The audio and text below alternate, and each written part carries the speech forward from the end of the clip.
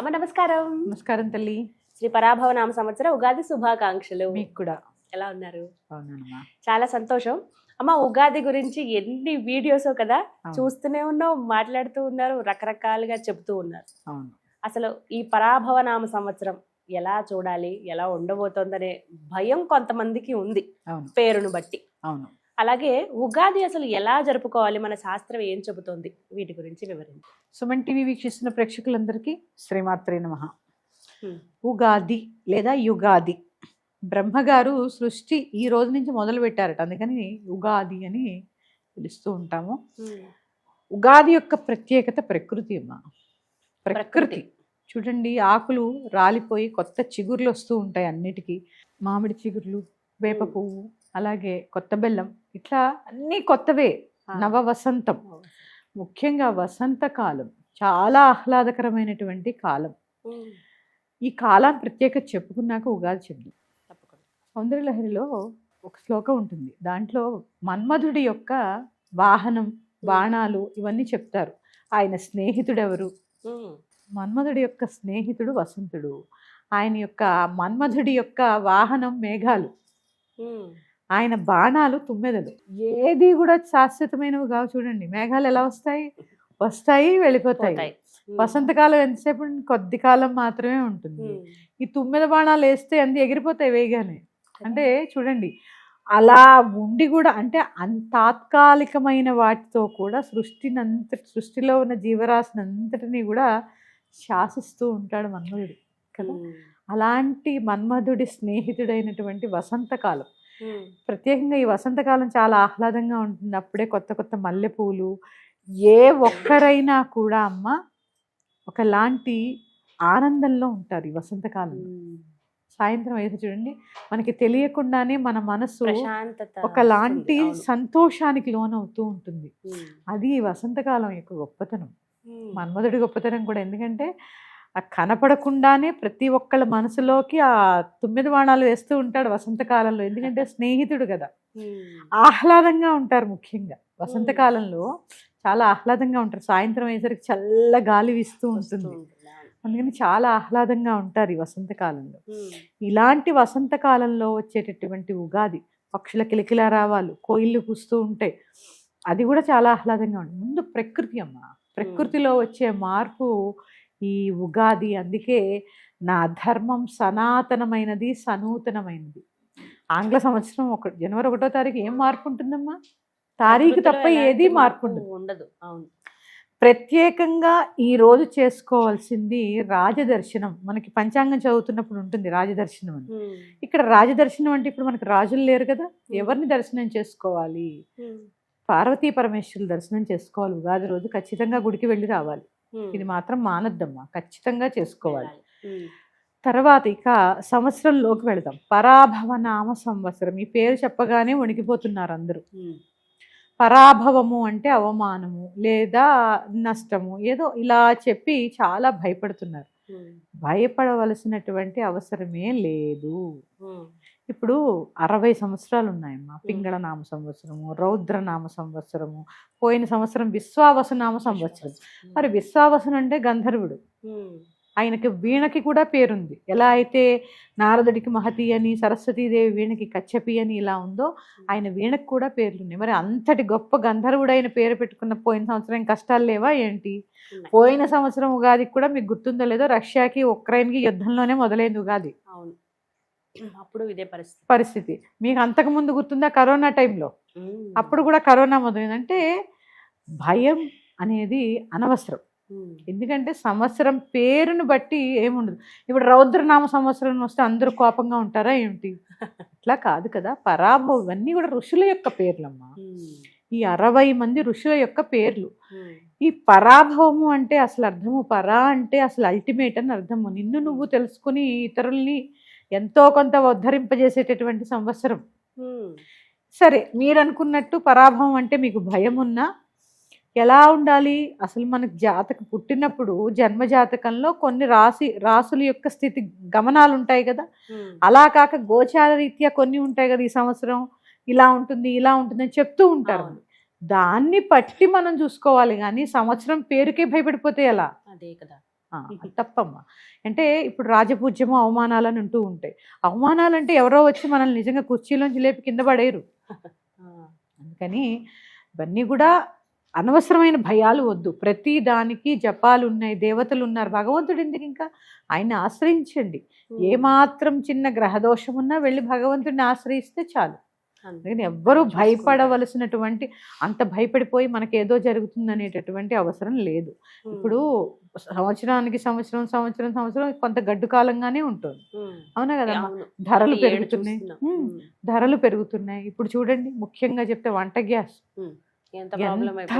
కొరత, దానికి చిన్న హోటల్స్ పెట్టుకునే వాళ్ళు దాని మీద ఆధారపడ్డ వాళ్ళు తిరగబడిపోయింది అసలు. ఈ హోటల్ మేనేజ్మెంట్ రంగంలో ఎంత మంది యువతమ్మా ఇప్పుడు హోటల్ మేనేజ్మెంట్ చేసిన వాళ్ళు, చిన్న చిన్న ఉద్యోగాలు చేస్తున్న వాళ్ళు, ఈ బజ్జీల బండి వాళ్ళు, కర్రీ పాయింట్ వాళ్ళు, ఇవన్నీ వీళ్ళంతా వ్యవస్థ చూడండి అతలాకుతలం అయిపోయింది. అంటే ఇది ఏంటి అంటే ఉంటుంది అంతే తప్ప ఆ సంవత్సరాన్ని బట్టి ఇది కాదు, ఆ గ్రహస్థితుల్ని బట్టి ఉంటుంది తప్ప సంవత్సరం యొక్క పేరుని బట్టి కాదు. ఆ సంవత్సరం ఉండేటటువంటి గ్రహస్థితుల్ని బట్టి ఉంటుంది. అందుకే పంచాంగము తిథి వార నక్షత్ర యోగము కరణము ఈ 5 మీద ఆధారపడి ఉంటుంది. వీటిని అనుసరించి మనకి పంచాంగం రాస్తారు. భౌగోళికంగా జరిగే మార్పులు ఎంత గొప్పవి చూడండి. గ్రహణ సమయాలు, తర్వాత దాన్ని ఏమంటారు, తిథి ఎప్పుడు మొదలవుతుంది, ఆద్యంత్యాలు, అలాగే రాహుకాలాలు, వర్జ్యాలు, శుభ సమయాలు, గృహప్రవేశ ముహూర్తాలు. వాళ్ళకి ఏమన్నా వాళ్ళ దగ్గరనే కాదమ్మా, అందరం ఎక్విప్మెంట్స్ ఉన్నాయి వాళ్ళ దగ్గర. ఏమన్నా ఇంత కొలమానంగా ఈ తిథి ఈ టైంలోనే వస్తుందని ఏమైనా ఎక్విప్మెంట్ ఉందా? చూడండి ఎంత గొప్పదో పంచాంగం. ఎంత పంచాంగం ఎంత గొప్ప, సైన్స్ కన్నా గొప్పదమ్మా. భౌగోళికాన్ని అంతా కూడా ఎప్పుడో 6 నెలల తర్వాత మళ్ళీ ఫిబ్రవరిలో వచ్చే గ్రహణాన్ని కూడా కనిపెట్టి రాస్తారంటే వాళ్ళు చూడండి, వాళ్ళ ఆ లెక్కలు అవి ఇవన్నీ ఉన్నప్పుడు సంవత్సరం పేరుకే భయపడితే ఎలా? వాటిని దాటేటటువంటి స్థితి కూడా మన దగ్గర ఉంది. అయితే భయపడాల్సిన అవసరం లేదు, అస్సలు లేదు. మరి ఉగాది ఎలా చేసుకోవాలో చెప్పండి. తప్పకుండా చేసుకుంటానమ్మా. ముఖ్యంగా ప్రతిసారి నేను చెప్పేదే సూర్యోదయాత్పూర్వమే లేవడము, అభ్యంగన స్నానం చేయడం. అభ్యంగనం అంటే ప్రతి ఒక్కరూ, నేను ఎప్పుడు స్త్రీలు తడపకండి అని చెప్తూ ఉంటాను, కానీ ఈ పండగలకి చేయాలి కదా. అభ్యంగన స్నానం చేసుకుని కొత్త వస్త్రములు లేదా చిరగని వస్త్రములు అంటే చిరుగులేని వస్త్రాల్ని ధరించి, చాలా అవసరం అమ్మా ఇది. నైటీలు వేసుకోకుండా ఉగాది రోజైనా చక్కగా లక్ష్మీదేవుల్లా అలంకరించుకుని ఉండండి ఇంట్లో. ఆ తర్వాత మనం ఉగాదిలో ముఖ్యంగా చెప్పుకునేటటువంటిది పచ్చడి. తీపి, పులుపు, వగరు, చేదు ఇట్లా అన్ని కలుపుతాం కదా. ఇది తినడం వల్ల మనం ఏమనుకుంటామంటే ఆ పచ్చళ్ళలో తీపి ఎక్కువైంది అనుకోండి, మనకి జీవితం అంతా చాలా, అసలు ఈ సంవత్సరం అంతా ఎంత తీయగా ఉంటుందో అనుకుంటాం. చేదు ఎక్కువైపోతే నాకు కష్టాలు ఎక్కువ ఉంటాయేమో అనుకుంటాం. అలా కాదు, ఈ రుచులన్నీ కూడా మన జీవితంలో ఉన్నాయి. అంటే సుఖాలు, దుఃఖాలకి, కష్టాలకి మనం ఎంతో కొంత తప్పదు, భరించాలి. ఇవన్నీ ఉన్నా కూడా చక్కగా ఉగాది పచ్చడి అన్ని కలిపి తింటే ఎంత బాగుంటుంది. అలాగే ఉండాలి మన జీవితం. ఇంకొకటి తెలుసా అమ్మా, ఈ ఉగాది రోజు బెల్లము, వేప పువ్వు, ఆవు నెయ్యి ఈ పచ్చడి చేసుకుంటాం కదా, అవి తీసుకోవడం వల్ల ఇప్పుడు ఏదైతే భయపడుతున్నారో ఆ భయాలు పోతాయి. అంటే గుండెలు బాదుకుని ఎంత కష్టాలు రావు. పచ్చడిలో ఊరికే పచ్చడి కాదది, ఆ పచ్చడి చేసి భగవంతుడికి సమర్పించి తినడం వల్ల గ్రహశాంతి కలుగుతుంది. మరి చూడండి, ఒక్కొక్క నక్షత్రానికి ఒక చెట్టు ఉంటుంది తెలుసా మీకు, అందులో మామిడి, వేప ఇవన్నీ కూడా ఉంటాయి కదమ్మా. అవి కలిపి అన్ని తినడం వల్ల కొంత గ్రహశాంతి కూడా కలుగుతుందమ్మా. అలాగే చాలా ముఖ్యమైనది పంచాంగ శ్రవణం. ఈ పంచాంగ శ్రవణం వినడం ద్వారా కూడా చాలా గ్రహశాంతి జరుగుతుంది. 50% గ్రహశాంతి జరుగుతుంది. ఎందుకంటే భౌగోళికంగా జరిగే మార్పులు, ఎక్కడ వీళ్ళు ఉంటారు కదమ్మా, దాన్ని ఏమంటారు, వర్షాలు ఎలా పడతాయి, ఎలా ఉంటాయి, అదేంటి రాష్ట్రాధిపతులు ఎవరు, ఇట్లా చెప్తూ ఉంటారు. ఆ సంవత్సరానికి రాజు ఎవరు, బంట ఎవరు, మంత్రి ఎవరు, నవనాయక ఫలితాలు చెప్తూ ఉంటారు. ఇలా చెప్పినప్పుడు చాలా గ్రహశాంతి, అది వినడం వల్ల గ్రహశాంతి జరుగుతుంది. వినమంటారు. ఇంకా ఏంటంటే ముందు వినడం కాదు, ఖచ్చితంగా ఉగాది రోజే వినాలి. ఆ రోజు ప్రత్యేకత అదే. ఆ రోజు కొత్త సంవత్సరంలో ఈ యొక్క మొత్తం పంచాంగం తిథి వార నక్షత్ర యోగకరణములతో ఏదైతే రాశారో అదంతా వినడం వల్ల చాలా గ్రహశాంతి కలుగుతుంది. ఇది విని ఇంకా ముఖ్యమైనది దానం. ఆ రోజు ఇది అసలు మామూలుగా పంచాంగ శ్రవణం ఎలా ఉండేది, ప్రతి ఇంటికి ఒక బ్రాహ్మడు వచ్చి పంచాంగ శ్రవణం చేసి ఎంతో కొంత వాళ్ళు ఇచ్చింది తీసుకుని వెళ్ళేవారు. ఇప్పుడు మనకు ఆ అవకాశం లేకపోయినా బ్రాహ్మడికి చక్కగా స్వయం పాకము, దక్షిణ, వస్త్రములు సమర్పించండి. దీనికి మించిన శాంతి లేదు. మీరు అనుకునే సంవత్సర శాంతి, నక్షత్ర శాంతి, గ్రహ శాంతి, అన్ని శాంతులు జరుగుతాయి దీనివల్ల. అందుకని ఉగాది రోజు ముఖ్యంగా చేయవలసింది పచ్చడి, తర్వాత పంచాంగ శ్రవణము, ఇంకా ముఖ్యమైనది నేను చెప్తాను, ఇప్పుడు చెప్తాను, ఏడవకండి, తిట్టుకోకండి. మీరు అంటూ ఉంటారు ఇవాళ ఏం చేస్తారు సంవత్సరం అంతా ఉంటుందని. ఆ ఎఫెక్ట్ ఎంతో కొంత 2-3 రోజుల దాకా అయితే ఖచ్చితంగా ఉంటుంది.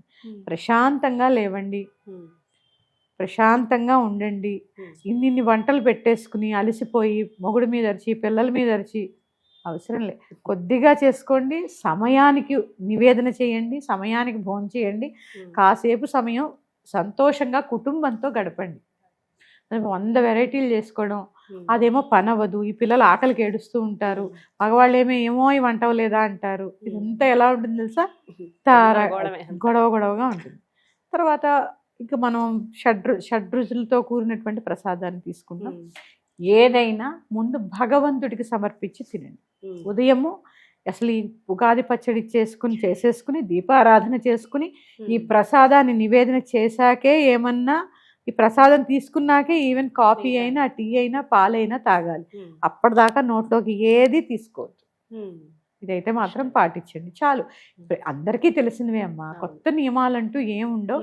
కాకపోతే కొద్దిగా అయినా ఆధ్యాత్మికంగా ఒక పారాయణ, లలితా సహస్రనామము, విష్ణు సహస్రనామము, ఇవన్నీ అమ్మా ఈ రోజే ఎందుకు చదవాలి అంటే ఆ ఉగాది ఆ రోజు ప్రారంభం.